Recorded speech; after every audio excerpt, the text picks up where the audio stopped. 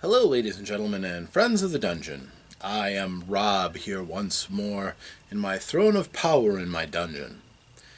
I have completed the Halloween excursion for the year 2018, and while I haven't done a proper state of the dungeon in a while, I thought the events from this one were significant enough that it warranted a new state of the dungeon before I do a one that all encompasses the ones that I've missed going back several months. And because I wanted to record the state that the group is in, because, well, what goes forward from here on out in the campaign could very much swing on the way that the game ended. In addition, we also have some other people who have expressed interest in the goings-on in the group Have Basement Will game, so I thought I would record this for posterity. So you are most welcome here. This game took place on 24th of October. This is a Thursday night as usual. Game is 5th edition Dungeons & Dragons. All party members were in attendance. The group is comprised of Oriana, a monk of the Four Elements, Taryn, for the most part a Battlemaster fighter, who has just stepped into the interesting class of Warlock, dedicated to the Raven Queen as a Hexblade. We have Donlud, who has replaced the Dwarf Cleric of Glim, and he himself is a Warlock Barbarian. So plenty of blasting power there. We have Brock, a Gnome Illusionist Wizard. We have Geth, a Dragon Bloodline? Yes, Dragon Bloodline Sorcerer. And we have Auric, who is a Dwarf Rogue. And the group has plenty of blasting power. No healers, note. This may come to be important at some point. Now, we're going to do this a little bit differently than I usually do. I usually just sit here and talk about it, but this time we used the 3D dungeon elements, all those wonderful little pieces that I've gathered over the past couple of years. And so I constructed the dungeon out for them, for their characters to go through. I've reconstructed the battle scenes, bring the monsters back, who otherwise were gone and swept, and I will outline how the battle went for all of you. The final room, you will see things as they are, with all players in the battle in place. So, from here on out, you will have to put up with shaky cam as I hold and guide you through the experience. Possibly with magic at my side. So, we will see you shortly, or actually we won't see you, you will see the dungeon, so, right?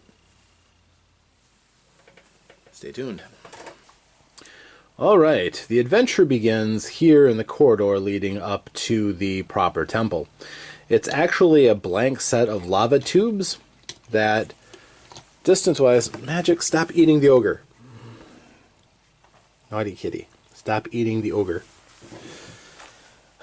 Okay, so the party came through here. They knew this path, and they had already attacked the temple once this way. They were repulsed after they took just too much damage, but they got out without taking any casualties. In this room they had fought a group of hobgoblins. The first time. This time the hobgoblins appeared to be gone, and they had evidence that the undead had been released into the dungeon. See, this is the interesting thing. With the Raven Queen as the patron of the Hexblade, she decided she was going to take a stand and help the group by collecting some of his blood, using some power from a dwarven artifact, and reawakening the undead of the ancient dwarven city. This both worked smashingly well and horribly wrong at the same time. The first cultists they came across their bodies were torn apart and partially consumed. This one, there were some cultist bodies that were thrown about, only here in narration, of course. I don't have a lot of dead bodies around. But they were thrown about, and they looked as if they had been bludgeoned to death by zombies.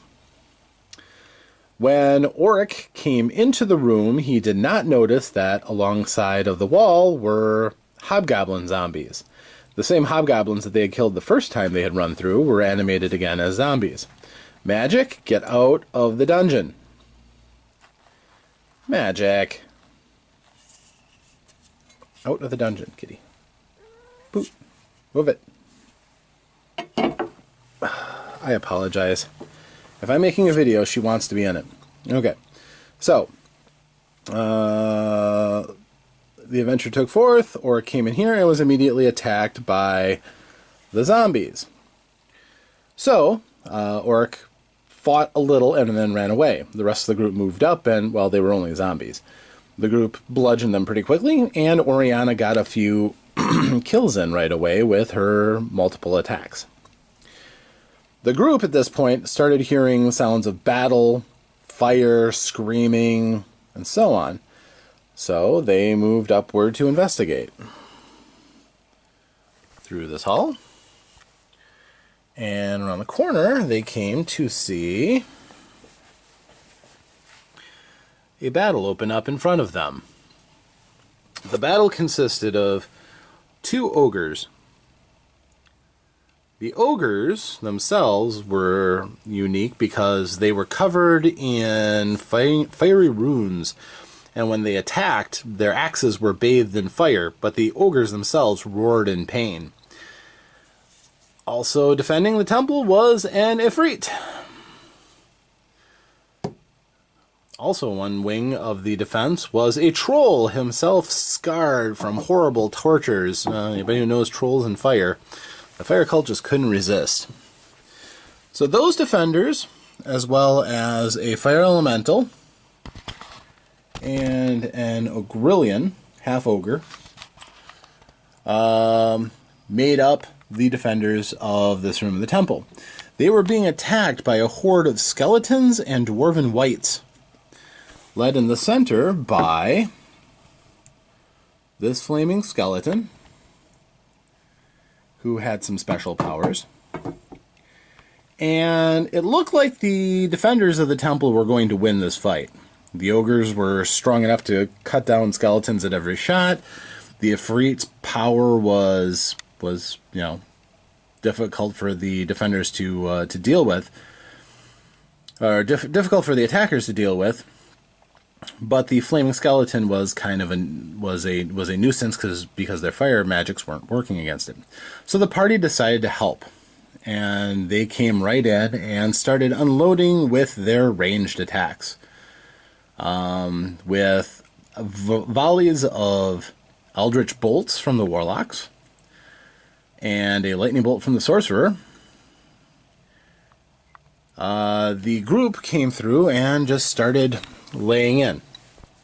The monk snared the ogrillion and drew him over to the rest of the group. And the ogrillion proved tough because he had a magical shield that could cast the shield spell upon him, so he was rather tough. But with their Alpha Strike, the group was able to start dominating the defenders. The illusionist got lucky and blinded the Ifrit, which is not easy to do in 5th edition. Ifrits are very resistant with high constitution, as many outsiders have. He failed a saving throw. In response, he turned to gaseous form, which would give him advantage on his constitution saving throws, and fled the room. After that, it was really only a matter of time. The Terran did take some damage. There were some fiery effects that went through. But with the assistance of the undead, the party mopped up the defenders without too much difficulty. Of course, a couple of things that happened. The flaming skeleton killed one of the ogres, and then ripped its skeleton out of its body and animated it as a giant skeleton.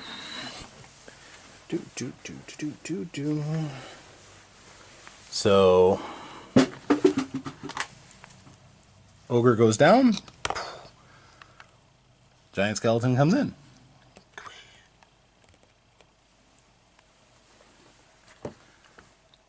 So the giant skeleton was then under the control of the flaming skeleton. So the party found out the hard way this wasn't going to all be peaches and cream when the whites started attacking them as they went by them. Apparently they weren't controlled enough. So the party had to spend some resources and blast the whites as well. And another of those lightning bolts helped to finish off some of the weakened whites and keep Geth from getting killed. Sorcerers and the undead don't usually work together too well. But all told, the room was finally cleared of all the opponents, and the flaming skeleton and giant skeleton started heading off that side corridor, which they had already heard sounds of battle coming from. It sounded like hobgoblins fighting, and they decided they didn't want any part of that if they could avoid it. So they decided they were going to check out the door opposite. Now, because I had this laid out, they knew that there was a big room over there, and that's what they wanted to see. This combat took about 2.5 hours. Magic did not help any. Correct, you did not help. So, the party did not pay any attention to the side room, which is fine. But they went instead into the temple to attack the elemental prophetess of fire, Vanifer. Now, the temple I had recently gotten from the Dungeon of Doom Kickstarter from Dwarven Forge. It's pretty. And yes, the lights in the corners all light up. When it was darker, it was pretty impressive with it all going. Matter of fact, we'll put that on for you. So, the group, as soon as they came in, some banter was exchanged. Vanifer expressed that she was not all that impressed with the heroes. And the combat started. Now, her defenders involved 2 warriors. There and there. I'm not going to keep using the sword for that. There was a spellcaster over here. And their spellcasters hurt. Eternal Flame Priests. Very nasty. Vanifer herself is a powerful spellcaster, and she had a guardian. Black plate mail armored warrior with a flaming spear. Very nasty. Now, if you have read the book, Princes of the Apocalypse, you may be asking yourself, where was that Ifrit? Well, I know that my players have access to these books too, so I changed numerous things, both to make it a continuing challenge suitable for their levels, and also representing the escalation the party has driven the cult into acts of desperation. So, including things like using their own cultists as suicide bombers, basically. Also, I gave Vanifer's dagger the ability to summon lesser fire creatures, pretty much at will. So these flaming kitties, I had statted up as not being very tough creatures, made of elemental fire and only tenuously tied to the plane, but capable of dishing out some damage and tying up attackers. Also, there's a fire genocide mage who was also there. And the party went in, and the Ifrit was still there. So, there's the Ifrit.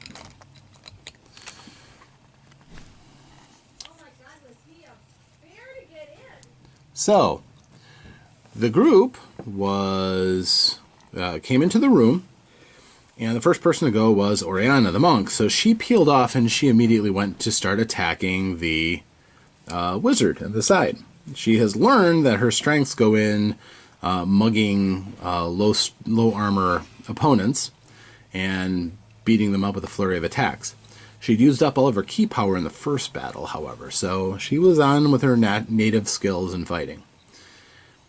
The Ifrit wanted to duel with Terran, which went pretty evenly for the two until Terran started getting bathed in fiery blasts.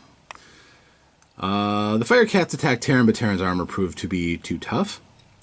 But when the Genocide was able to cast basically a fiery version of a lightning bolt called a Fire Lance down the hall where everybody was hunkered down, of course, Oric made his saving throw and evaded. He has a ring that allows him to evade.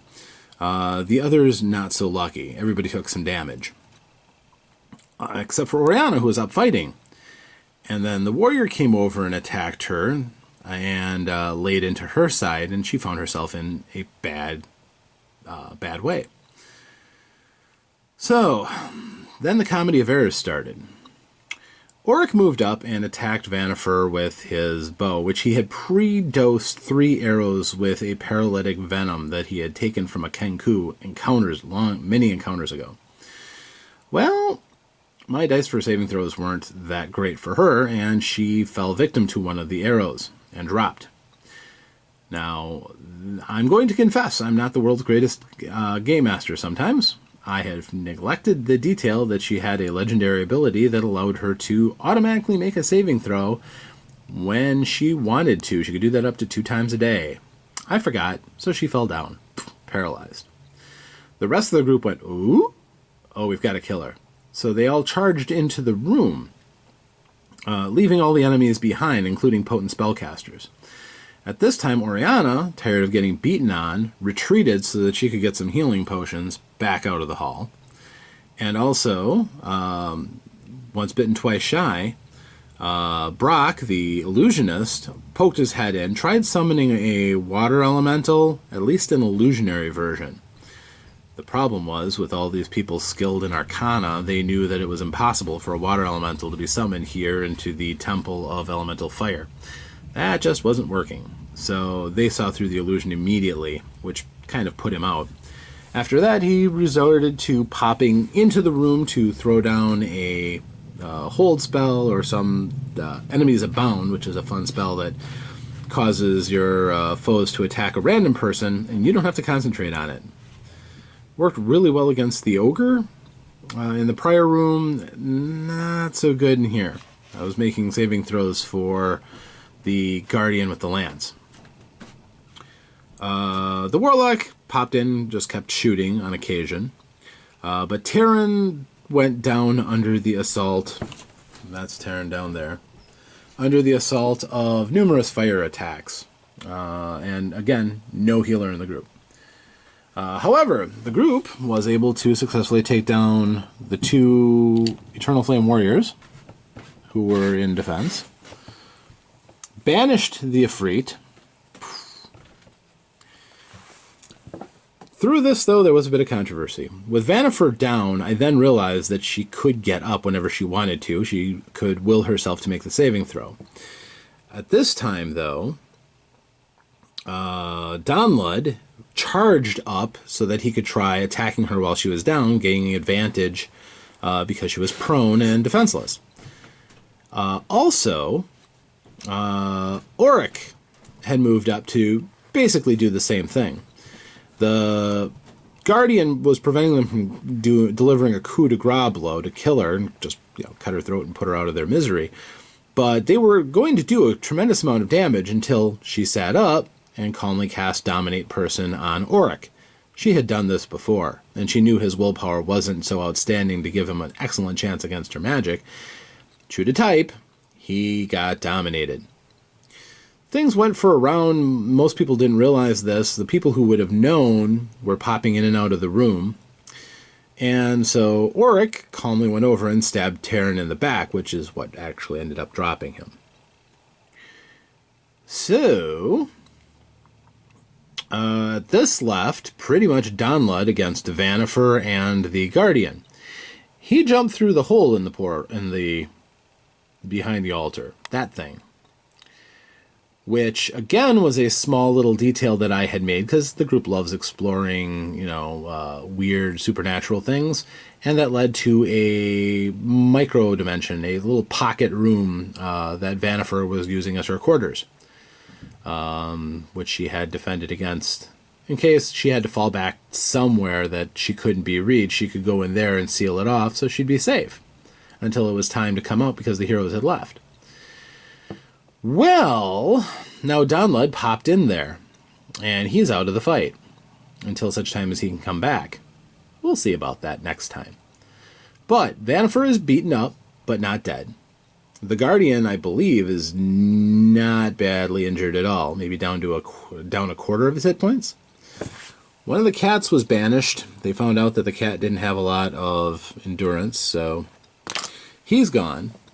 The Fire Genocide is fine. Oh yeah, and this wizard, I believe, is dead or close to death. He did get hit from a few attacks. But at this point, Geth and Brock are holed up there in the hall. At the entrance, if you can see, there is the monk. She is sucking down healing potions and trying to get herself back into a position where she can come in and help fight. And that is where things stand right now. The group is in trouble. They're separated. One of their members is down, and they have no healers. It'll be interesting to see how it goes from there.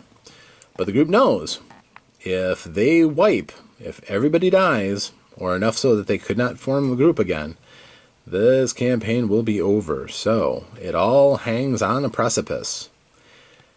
Well, I hope you've enjoyed this, and I've certainly enjoyed showing off my little corner of the dungeon for all of you. Stay tuned. We will be doing more of these State of the Dungeon addresses, although I don't always go for such elaboration. Many times it's just me and my battle mat and some markers and their miniatures, but again, stay tuned. More misadventures and misdeeds for our group here in Have Basement Will Game. Farewell.